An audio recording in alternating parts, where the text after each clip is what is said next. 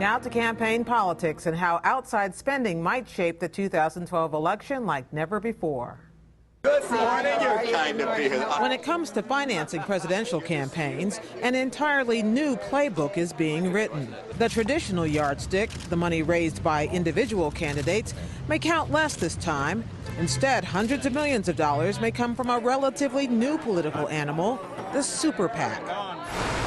The financing vehicle sprang up in the wake of a 2010 Supreme Court decision, Citizens United, which wiped away limits on corporate and labor union campaign spending. A candidate's ability to raise money on his or her own does still count for a lot.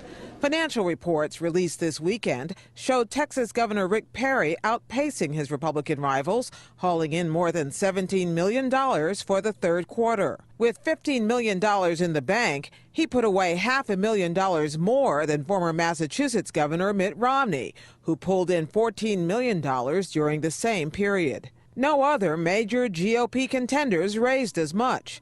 Ron Paul was next with more than $8 million, but the rest raised substantially less and also had far less cash on hand. As for the man they all hoped to replace, President Obama brought in nearly $43 million last quarter. And by the end of September, the incumbent Democrat had $61 million in the bank, more than all the Republicans combined. Some of that will likely be spent responding to attack ads from the new super PACs, like this one from the conservative group American Crossroads, airing in North Carolina and Virginia. He raised our hopes. He seemed to understand. The last thing you want to do is to raise taxes in the middle of a recession. But today, he's different. But Democrats are getting in on the big money action, too. This anti-Romney web video was released earlier this month by Priorities USA, a super PAC run by former Obama staffers. Mitt Romney may have no experience fighting terror, but he does have some experience with foreign countries, sending our jobs to them. The messages may be familiar ones, but the money fueling them could reshape the political landscape next year.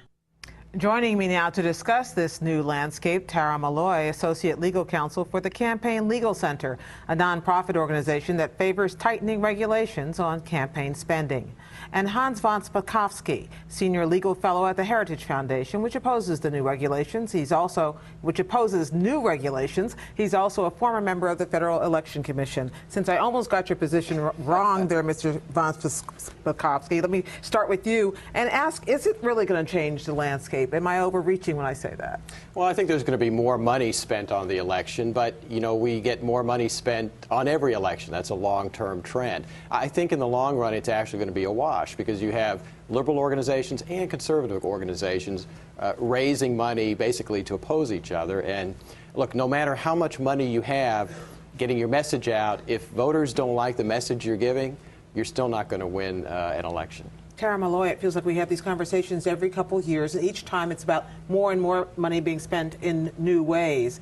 Is that really so, or are we just finding a new way around new regulations? I think that Citizens United was certainly a game changer. It is true that we've seen an upward trajectory for spending in elections over each election cycle. However, we can even just look at the 2010 elections. We saw a fourfold spike in independent spending between 2006, the last midterm election, and 2010. The first midterm election following Citizens United. So although we see upward trajectory in spending, we do not usually see it quadruple. And certainly many commentators think that 2010 was simply a dress rehearsal for 2012, that this is when corporations, unions, and other big players who are trying to exploit the Citizens United decision will really come into the fore. When we talk about super PACs, the term itself sounds sinister. Who is behind it, and why are they different from regular PACs?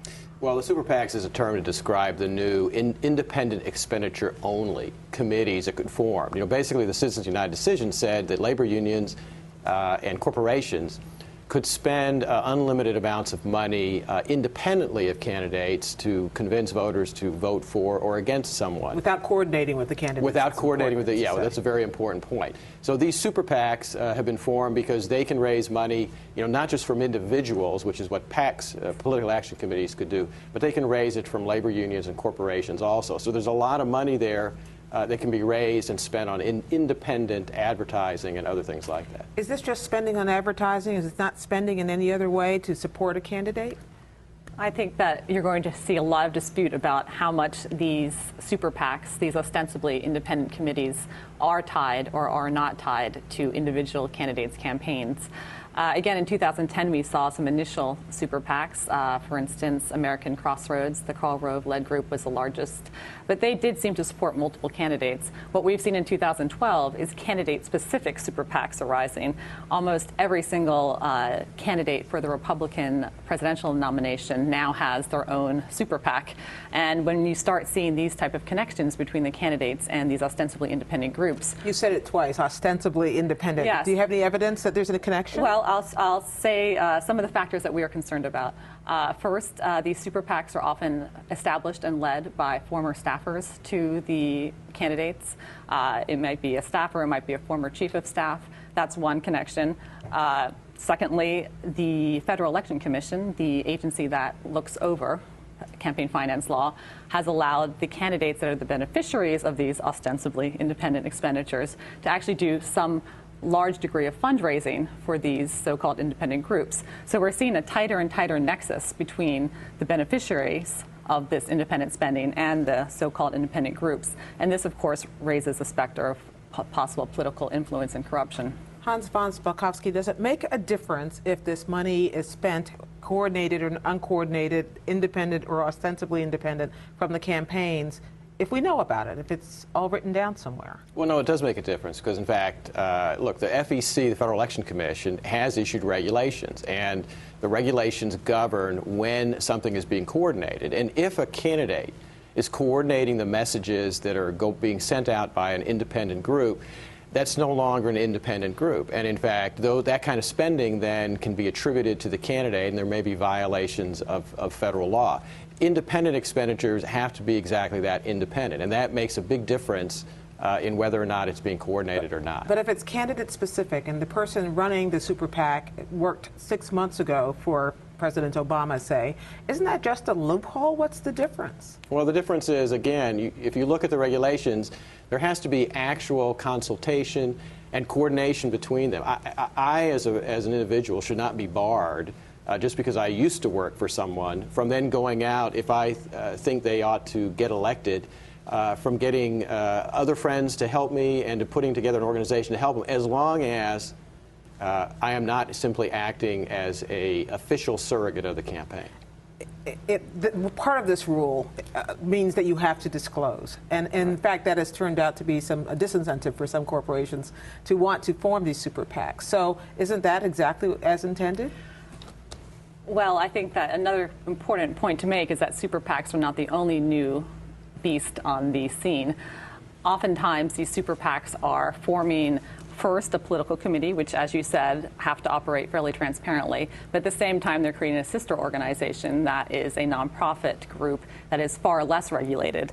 And these nonprofit groups were already quite active in 2010. And what they have done is create a new vehicle that allows big donors to give to the nonprofit for general purposes. And then that nonprofit can spend up to 50%, it appears, of their money on explicit campaign ads, and they never actually have to disclose their donors. So the super PAC structure is often super PAC plus these even less accountable organizations. So there is a real concern that not only are we going to have unlimited spending, but we are going to have, in many cases, very anonymous spending where we don't know the true sources of the money. President Obama, as the incumbent, is clearly the big man in the block when it comes to fundraising so far. He put out an email today saying that he had 1 million small donors that were part of his big fundraising haul that we talked about a moment ago. So if there are 1 million people out there still willing to write small checks, does that in any way counteract the effect of these big money super PACs?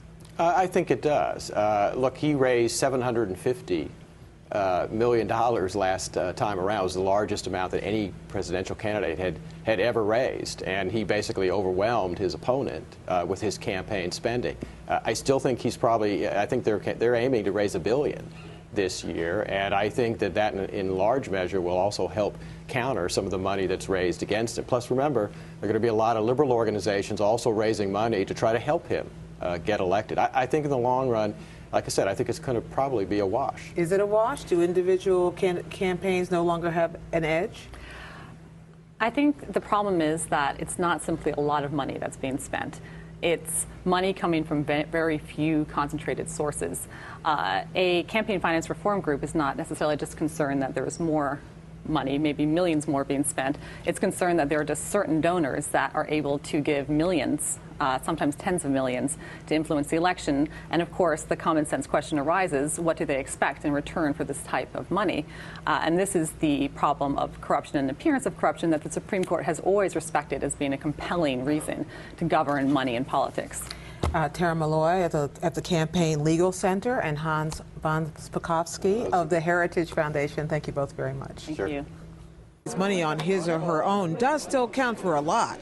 Financial reports released this weekend showed Texas Governor Rick Perry outpacing his Republican rivals, hauling in more than $17 million for the third quarter. With $15 million in the bank, he put away $500,000 more than former Massachusetts Governor Mitt Obama brought in nearly $43 million last quarter. And by the end of September, the incumbent Democrat had $61 million in the bank, more than all the Republicans combined. Some of that will likely be spent responding to attack ads from the new super PACs, like this one from the conservative Romney, who pulled in $14 million during the same period. No other major GOP contenders raised as much. Ron Paul was next with more than $8 million, but the rest raised substantially less and also had far less cash on hand. As for the man they all hope to replace, President. Now to campaign politics and how outside spending might shape the 2012 election like never before. Good morning, you're kind to be here. When it comes to financing presidential campaigns, an entirely new playbook is being written. The traditional yardstick, the money raised by individual candidates, may count less this time. Instead, hundreds of millions of dollars may come from a relatively new political animal, the super PAC.